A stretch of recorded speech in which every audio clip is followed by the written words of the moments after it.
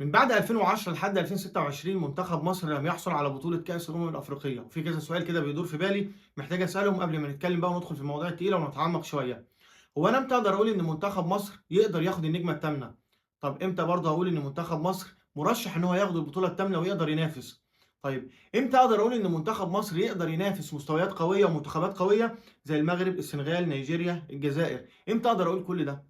طيب في سؤال أهم برضه، ماذا قدم الاتحاد المصري والمسؤولين عن كرة القدم لمنتخب مصر والأندية المصرية؟ وهنا مربط الفرس، ماذا قدم الاتحاد المصري لكرة القدم؟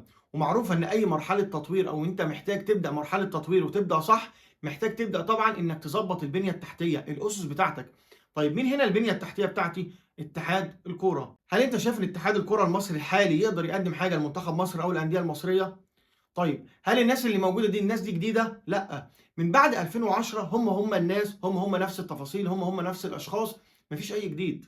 بالعكس تدهور الكرة المصرية كانت بدايته من اتحاد الكورة، إن أنت ما عندكش مسؤولين أقوياء أو عندك مسؤولين فاهمين يعني إيه كورة، ويقدر هنا يبني لك طبعًا منتخب، ويبني لك طبعًا ناشئين، ويقدر يبني لك طبعًا هنا أندية قوية، ويقدر ينظم لك طبعًا مسابقة تقدر تعتمد عليها إن أنت تنافس. فهل أنت شايف إن الأشخاص اللي موجودين دلوقتي داخل اتحاد الكورة أو اتحاد الكورة الموجود الحالي يقدر يقدم حاجة لمنتخب مصر؟ لا طبعًا.